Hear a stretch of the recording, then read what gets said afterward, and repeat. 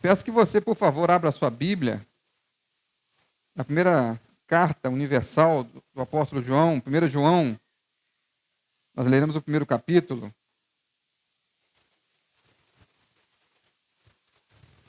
Do versículo 5 até o verso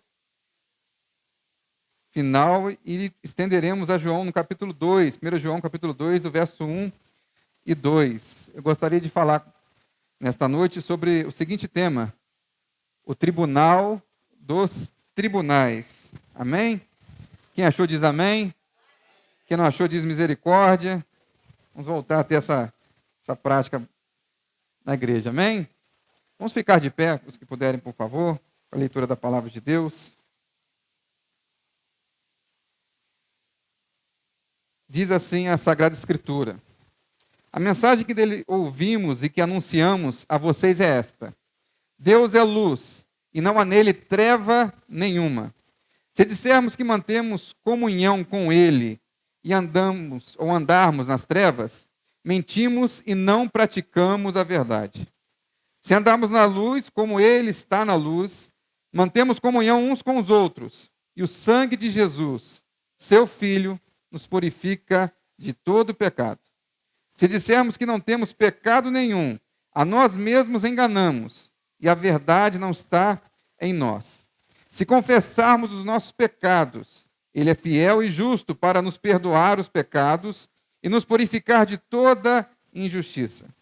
Se dissermos que não cometemos pecado, fazemos dele um mentiroso, e a sua palavra não está em nós. Capítulo 2, verso 1. Meus filhinhos, escrevo-lhes estas coisas para que vocês não pequem.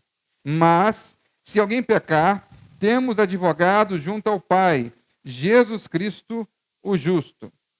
E ele é a propiciação pelos nossos pecados, e não somente pelos nossos próprios, mas também pelos do mundo inteiro. Podemos assentar, meus irmãos?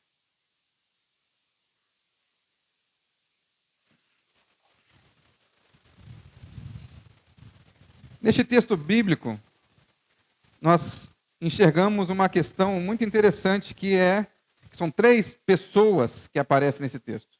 A pessoa de Deus Pai, a pessoa do ser humano, do homem, a humanidade, e a pessoa de Jesus Cristo. E para poder nós entendermos esse texto, nós temos que imaginar a cena de um tribunal. Eu não sei se eu posso falar com alegria, mas eu nunca participei de um tribunal na minha vida. Nem como réu, nem como parte ofendida, nem como parte jurídica, advogado que eu não sou, juiz, nem nada desse tipo. Mas a gente acompanha na TV, e nos programas de TV, nos filmes, nós vemos um tribunal, e muitas causas são julgadas nesse tribunal. Existe um livro muito interessante que fala sobre os grandes julgamentos da história da humanidade. E nós podemos imaginar diversos julgamentos, como de Joana d'Arc, uma mulher que viveu na França, que lutou no exército francês contra os ingleses, conseguiu vitória, mas pelo fato dela ter mentido, dizendo ser um homem e lutando com os homens, ela foi condenada. E diversas outras situações de um tribunal. Eu e você também, nós não gostaríamos de passar pelo tribunal na condição de réu. Creio que não. Mas a verdade é que todos nós, perante o tribunal dos tribunais, o tribunal de Deus, nós somos inicialmente réus. E é sobre isso que eu gostaria de falar com vocês nessa noite. Mas antes disso, eu gostaria de tecer um breve comentário sobre a primeira carta de João. Essa primeira carta, ela é considerada uma carta universal. Universal no sentido de não haver um destinatário específico. Quando você vê o apóstolo Paulo escrevendo aos Coríntios, ele está escrevendo à igreja de Corinto. Quando você vê o apóstolo Paulo escrevendo aos Efésios, ele está escrevendo aos irmãos que estão na igreja, na cidade de Éfeso. Mas a carta de João e algumas outras cartas, no fim do texto da Bíblia Sagrada, são de caráter universal. Mesmo que inicialmente tenha se pensado numa igreja específica, mas ela é falada a toda a igreja naquela época. E João, naquele período, em que viveu, cerca do ano 60 a 70 depois de Cristo. Ele passou por dificuldades e esteve com hereges, pessoas que traziam heresias no seio da igreja. E aí você se imagina vendo hoje a quantidade de coisas que nós temos na internet, a quantidade de informação, e grande parte dela é herética, herege, errada, e a gente imagina que isso é um problema dos nossos dias, é dos dias de hoje, como se na época de Jesus, se na época do apóstolo Paulo, do apóstolo João, entre tantos outros homens de Deus, não havia hereges, pessoas tentando trazer divisão e trazer algo diferente do evangelho do Senhor Jesus. Entre essas questões, nós temos o que nós chamamos de serintianismo. É um nome dado ao autor dessa heresia, que é Cerinto. Cerinto, ele não cria que Jesus era plenamente Deus, a pessoa de Jesus. Ele cria que Jesus veio em carne humana através de uma relação sexual normal, e ao batizar Jesus, então o Cristo se apodera de Jesus. Para nós eu sei que parece um absurdo, mas isso ganhou fama na época de João, ganhou muita fama. E atrás desse grupo e dos outros grupos haviam os gnósticos, os docetistas, os ebionistas. Era uma salada de fruta. Tinha heresia para tudo quanto é tipo de questão. Todo tipo de questão. Mas Cerinto conseguiu ter influência no meio dessa igreja e conseguiu se infiltrar e enganar muitas pessoas dessa igreja. Tanto que você pode ver mais à frente, em João mesmo, perguntando se Jesus Cristo veio em carne ou em sangue. E eu vi isso uma vez sendo perguntado para uma pessoa que estava na igreja, perguntando para uma pessoa que estava supostamente endemoniada, e essa pessoa respondeu que não veio em sangue e ela estava endemoniada. Era uma técnica que era usada por essa pessoa. E realmente, quem nega a humanidade de Jesus e nega a divindade de Jesus está cometendo heresias, ou heresia. Mas é interessante que existe um relato posterior em que o apóstolo João vai a um determinado lugar, uma casa de banho, e ao chegar naquela casa de banho, encontra-se com um tal do Cerinto. E ao encontrar com o Cerinto lá na casa de banho, ele já volta e avisa aos outros: olha, vai ser projetado ali, fujamos, não suceda que até a casa de banhos caia por terra, porque Cerinto, o inimigo da verdade, está lá dentro. Então, João já nos ensina uma questão interessante. A gente viu a aparência do mal, a gente foge.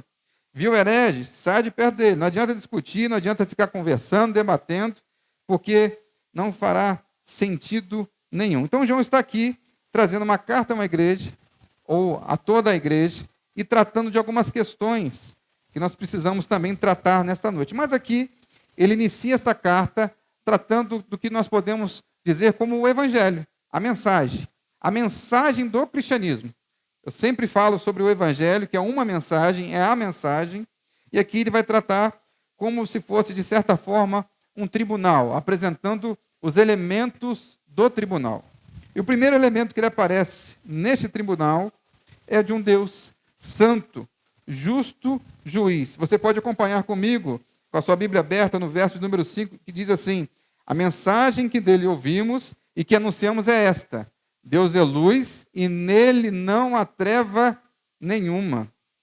A palavra luz ou iluminação na Bíblia Sagrada, ela tem duas funções principais. Primeiro é que nós até usamos nos dias de hoje: luz, esclarecimento, a pessoa está sendo esclarecida, iluminada, está aprendendo alguma coisa. Ou a palavra justiça.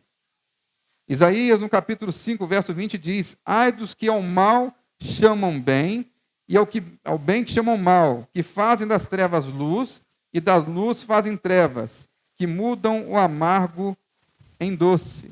Aqui ele está falando dos injustos, daqueles que praticam a injustiça. Salmo 94, verso 2, falando sobre Deus, diz: tu és o juiz de todas as pessoas, levanta-te e dá aos orgulhosos o que eles merecem.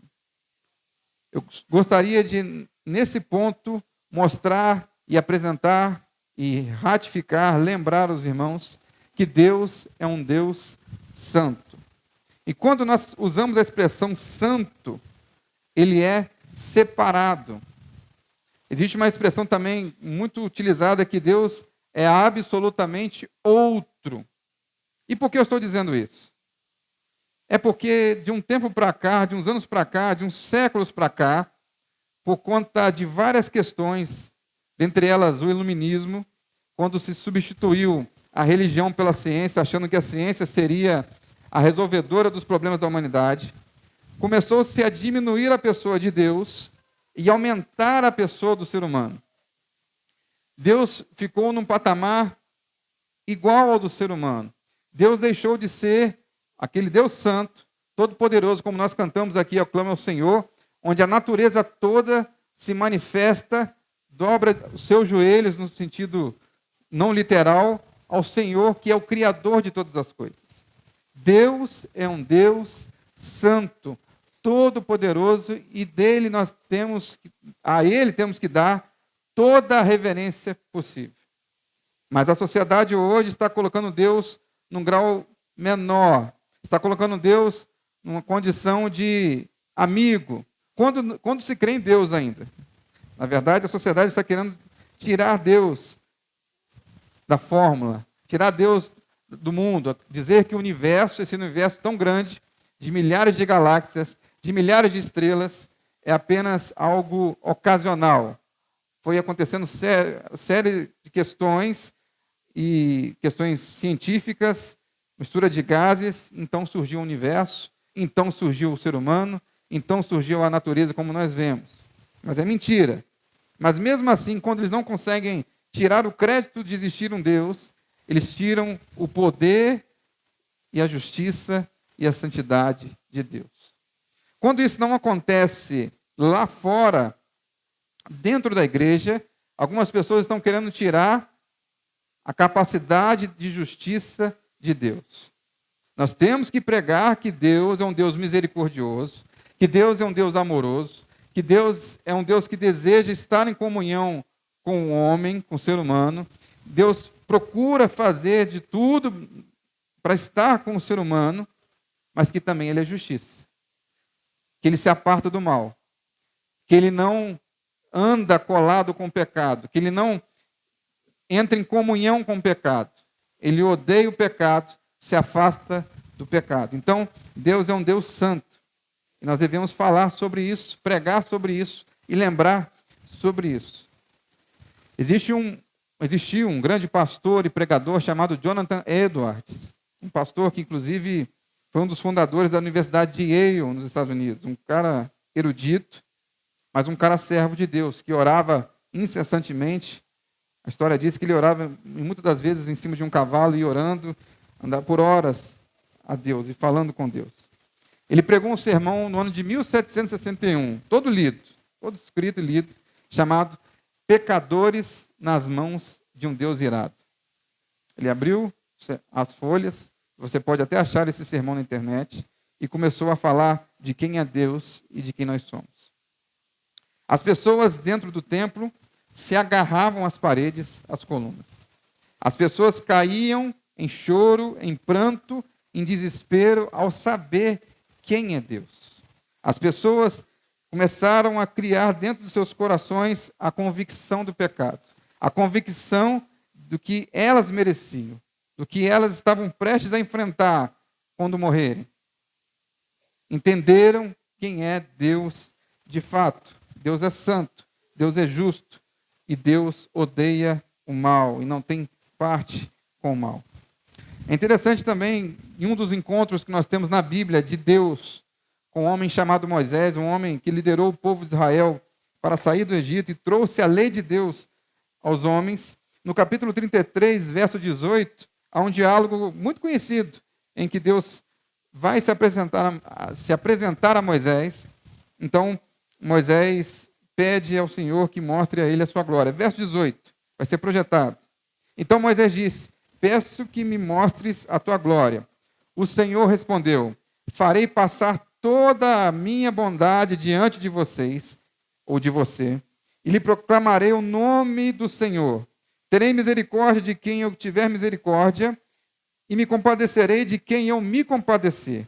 E acrescentou: você não poderá ver a minha face, porque ninguém verá a face de Deus. Esse Deus que, com Moisés, manda tirar as sandálias dos pés, porque aquele lugar é santo. Esse Deus de Moisés que nós vimos hoje, ele é amoroso, repito, ele é misericordioso, mas ele continua sendo santo e justo e odeia o mal.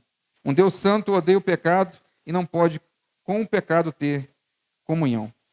Mas também nesse texto bíblico é falado nos versos 6 e 8 sobre um homem pecador no banco dos réus. Verso 6 diz assim: se dissermos que mantemos comunhão com ele e andamos nas trevas, mentimos e não praticamos a verdade. Verso 8.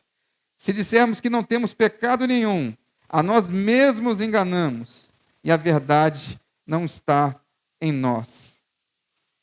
Existe a expressão muito comum hoje na psicologia, eu não sou psicólogo também, mas quis falar sobre um assunto aqui de forma rápida, que tem a ver com a nossa sociedade hoje em relação a Deus, que basicamente existem duas culpas que o ser humano carrega.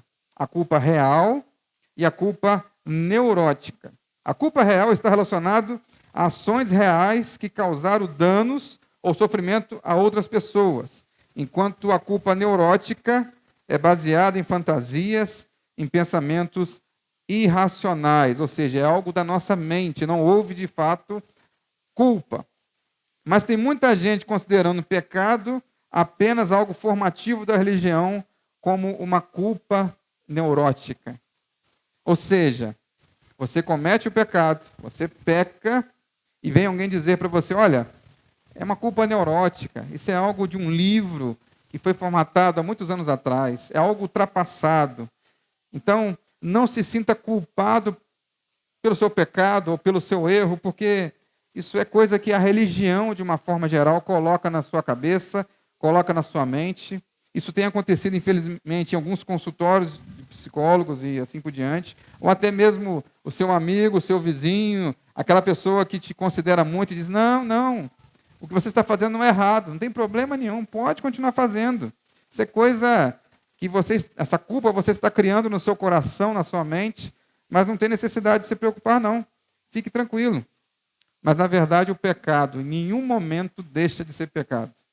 Mesmo com psicologia, com psicanálise, com definições, pecado continua sendo pecado.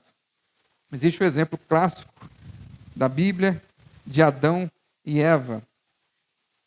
E naquela história que vocês sabem muito bem, do comer o fruto proibido, de se afastar de Deus, deles se verem nus, no sentido da vergonha, Gênesis 2,17 diz: mas da árvore do conhecimento do bem e do mal você não deve comer, porque no dia em que dela comer, você certamente morrerá. Certamente morrerá. Deus não disse que talvez vocês morram, talvez vocês errem, talvez aconteça alguma coisa com vocês, talvez, mas não, certamente você morrerá. E Adão e Eva comeu daquele fruto proibido. Vocês sabem muito bem da história. E assim entrou o pecado no mundo. Romanos 6,23 diz que o salário do pecado é a morte. O salário do pecado é a morte. A recompensa do pecado é a morte. Então, quando você peca, você está atestando a sua morte física e a sua morte eterna, separação com Deus. O homem é pecador e merece a separação de Deus. Nós devemos sair dessa noite com esta informação e sempre guardarmos no nosso coração que nós somos pecadores, que nós somos culpados.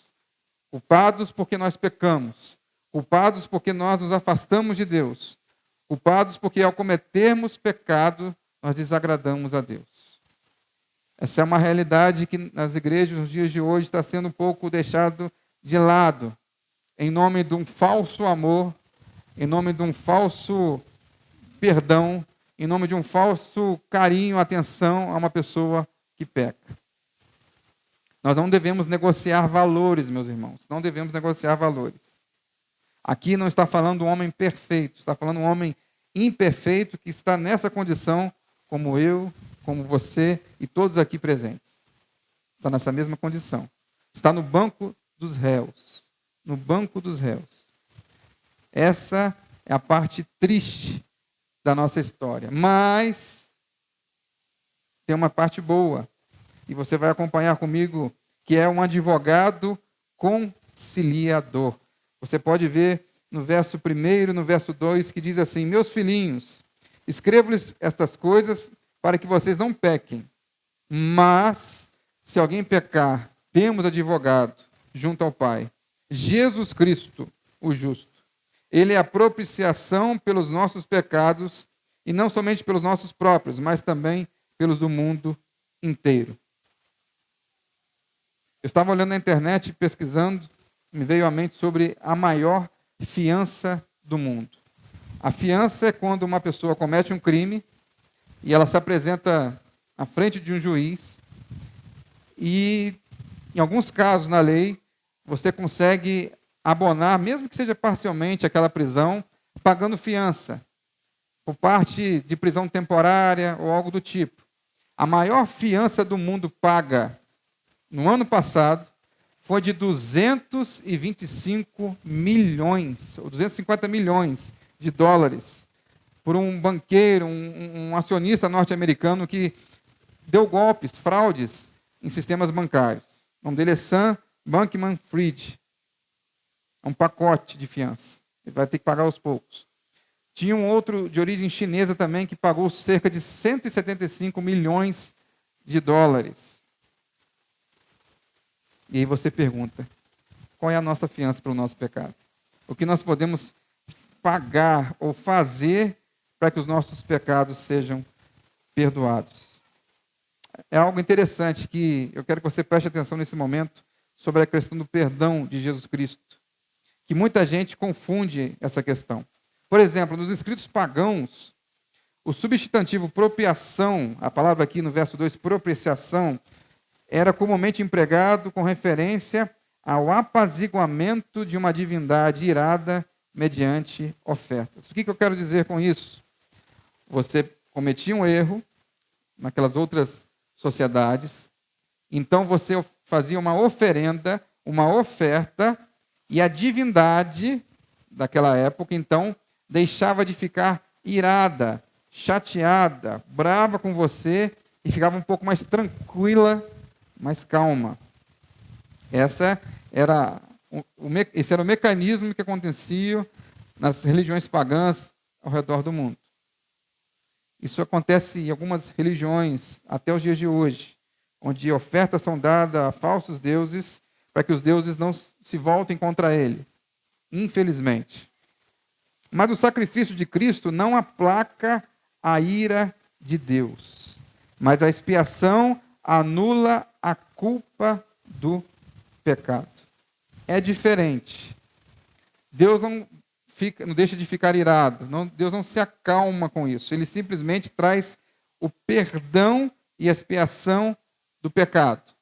Quando Jesus, o nosso advogado, se manifesta neste tribunal, seria o mesmo dizer que, olha, é como se não houvesse acontecido crime nenhum, pecado nenhum, erro nenhum, porque ele paga a fiança por nós e o preço que ele paga é suficiente para apagar todo o escrito de dívida. Todo o escrito de dívida. Meus irmãos, a gente deveria estar aqui agora glorificando de pé, porque Jesus veio a este mundo. Porque entender isso é essencial e é o que define você ser cristão. O que define você ser cristão é entender que você precisa de Jesus. Você não precisa de pessoas para ser cristão. Você se torna cristão e vive em comunidade, igreja. Você não precisa desta igreja para ser cristão inicialmente. Depois, em comunhão, você se torna parte da igreja e vive em comunhão.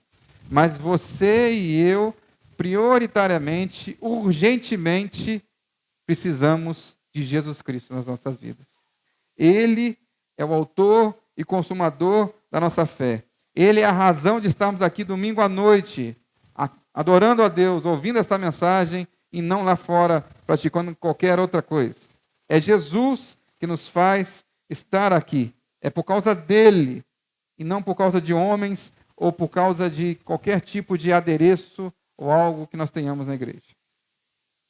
Hebreus, no capítulo 9, verso 26 ao verso 28, diz sobre a questão do sacrifício de Cristo. Se fosse assim, ele precisaria ter sofrido muitas vezes desde a fundação do mundo. Agora, porém, ao chegar ao fim dos tempos, ele se manifestou uma vez por todas para aniquilar o pecado por meio do sacrifício de si mesmo.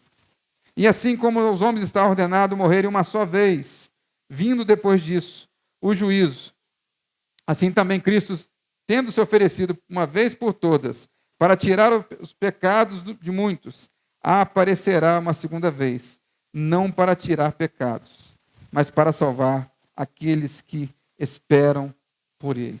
Nós aqui temos duas notícias nesse texto bíblico, uma boa e uma ruim. A boa é que não há mais necessidade de sacrifícios humanos ou de animal ou algo do tipo.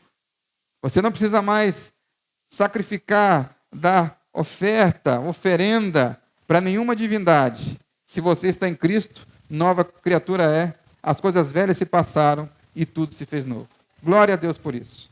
Mas há uma segunda notícia que pode ser ruim para algumas pessoas. Espero que não seja para nós aqui neste lugar, nesta noite. É que Jesus virá uma segunda vez. Isso é uma realidade. E Jesus virá de forma especial nas nuvens dos céus. Mas talvez você não veja Jesus voltar da forma que está escrito aqui, mas você morra a morte física. E sem Jesus, você estará condenado na morte eterna. São duas notícias. Jesus já pagou por nós o pecado, mas se nós não recebemos como único e suficiente Salvador, nós enfrentaremos um juízo, e desse juízo não tem advogado bom que resolva. Não tem advogado bom que resolva, não. Não tem fiança que a gente pague. Não tem riqueza que a gente consiga dar nesse juízo, que é no tribunal de Deus, no juízo final, para dizer assim, olha, eu agora estou livre da minha condenação. A única forma de fazer isso é agora e aqui com Jesus Cristo. Temos então esperança de um julgamento justo. Glórias a Deus por isso. Justo por causa do advogado e não por causa do réu. Justo porque o advogado oferece uma chancela para que nós possamos ter a vida eterna. Sobre a volta de Jesus e o fim dos tempos, Apocalipse, no capítulo 19, do verso 11 ao verso 13, diz: vi o céu aberto. O próprio João, dessa carta, falando no Apocalipse, viu o céu aberto, e eis um cavalo branco. O seu cavaleiro se chama Fiel e Verdadeiro, e julga e combate com justiça. Os seus olhos são como chama de fogo. Na cabeça dele há muitas diademas. Tem um nome escrito que ninguém conhece, a não ser ele mesmo. Está vestido com um manto encharcado de sangue. E o seu nome é Verbo de Deus. Você sabe onde está escrita a palavra verbo na Bíblia e a quem se refere? A Jesus Cristo, o Verbo de Deus. Está manchado, encharcado de sangue. E o seu nome é Verbo de Deus. Jesus pagou por nós, pelos nossos pecados. Glórias a Deus por isso. Esta é a mensagem do Evangelho, que há esperança para o pior pecador deste mundo. Para o homem que cometeu a maior atrocidade, se ele se arrepender e se entregar e se render ao Senhor Jesus, haverá esperança de uma vida eterna a Ele. Mas também, Apocalipse, no capítulo 20, do versos 11 ao verso de número 15, fala do juízo de Deus. E eu tenho que falar disso aqui nesta noite. Nós estamos falando de um Deus justo, Deus santo, de um homem pecador e de Jesus como mediador, como aquele que nos traz salvação. Verso 11 diz assim: vi um grande trono branco e aquele que está sentado nele. A terra e o céu fugiram da presença dele, e não se achou lugar para ele. A terra e o céu fugiram da presença dele, e não se achou lugar para eles. Olha nosso Deus, Deus Santo. Vi também mortos, os grandes e pequenos, ou seja, não tem questão de altura, não tem questão de classe social, não tem questão de dinheiro, grandes e pequenos, que estavam em pé diante do trono. Então foram abertos livros. Ainda outro livro, o livro da vida, foi aberto. E os mortos foram julgados, segundo as suas obras, conforme o que estava escrito nos livros. O mar entregou os mortos que nele estavam. Nem os que morreram, que ficaram no mar, escaparam dessa. E foram julgados, um por um, segundo as suas obras. Então a morte e o inferno foram lançados no lago de fogo. Esta é a segunda morte, o lago de fogo. E se alguém não foi achado inscrito no livro da vida, esse foi lançado no lago de fogo. Isso deveria, no mínimo, para nós nessa noite, trazer um pouco de reverência à pessoa de Deus. Entender que isso aqui não é brincadeira. A passagem que nós temos nesse mundo aqui não é brincadeira. Hebreus 9:27 diz que o homem está destinado a morrer uma só vez. Depois segue-se o juízo. Não tem segunda chance. Não tem purgatório. Não tem jeitinho brasileiro depois da morte. Não tem jeitinho brasileiro. A gente tenta fazer o nosso jeitinho, mas depois da morte não tem. Me lembrei agora de um filme conhecido, Alto da Compadecida, que ali há uma espécie de uma negociação para uma pessoa que morre. Não tem negociação depois da morte. O homem está destinado a morrer uma só vez. Depois segue-se o juízo. E aqui as pessoas foram cobradas pelas suas obras. E as pessoas podem se perguntar, nós podemos nos perguntar, que obras são essas? As obras do mal, o pecado. Mas graças a Deus e a Deus Filho, Jesus Cristo, que as nossas obras más serão transformadas pela obra que Ele fez na cruz do Calvário. Essa é a graça que nos faz estar aqui de pé. Essa é a graça, a mensagem do Evangelho que nos faz estar aqui louvando e adorando ao Deus Todo-Poderoso. Verso 15, vou repetir. E se alguém não foi achado inscrito no livro da vida, esse foi lançado no lago de fogo. Haverá um tribunal, meus irmãos. Haverá o dia do juízo final, em que pequenos e grandes, homens e mulheres, todos estarão nesse tribunal. E a única forma de você escapar ileso desse tribunal é a pessoa de Jesus Cristo. Não há outro nome, não há outra pessoa. Que nós saiamos aqui desta noite, meus irmãos, reconhecendo quem é Deus, o que Ele é, o que Ele representa para nós, quem nós somos perante a Deus, pior dos pecadores, sem exceção aqui. Mesmo você conhecendo uma pessoa muito boa, muito caridosa, muito gentil, ela também peca, ela também erra. O único que não pecou nessa terra foi Jesus Cristo. Mas o próprio Jesus Cristo, o advogado conciliador, ele nos traz a esperança da vida eterna. Eu quero que você nesta noite fique de pé neste momento. Nós vamos orar. E se você entendeu essa mensagem do Evangelho, e se você vive numa igreja, vive com pessoas, mas ainda não tinha entendido a necessidade real de estar com Jesus Cristo e de recebê-lo como Senhor e Salvador da sua vida, eu quero que você no seu banco levante uma das suas mãos. Há alguém nesta noite que ainda não recebeu a Jesus como o único e suficiente Salvador, que não tinha entendido plenamente a mensagem do Evangelho, que não tinha entendido que para viver ao lado de Deus por toda a eternidade, é necessário que nós reconheçamos Jesus como nosso mediador, como nosso propiciador, aquele que nos fez a expiação pelos nossos pecados. Há alguém aqui nessa noite? Se não há, amém. Eu fico feliz porque Todos aqui entenderam essa mensagem do Evangelho. Mas eu gostaria de orar nessa noite, então, para que nós possamos lembrar de quem é Deus, da santidade de Deus. Que nós possamos sair daqui com o coração quebrantado, entendendo quem nós somos, e com o coração alegre, que apesar de nós existe um Deus Filho, que se humilhou, que se esvaziou numa cruz do Calvário, para que nós pudéssemos ter a alegria da salvação. Eu quero orar por você que talvez esteja aqui, tenha entendido a mensagem do Evangelho, mas está talvez afastado, desanimado, e como Davi, o rei Davi falou no Salmo 51, pedindo a Deus que trouxesse de volta a alegria da salvação. Eu quero que você nesta noite ore comigo. Não precisa levantar uma das suas mãos, você mesmo no seu lugar. Vamos orar juntos nesta noite. Amado Deus,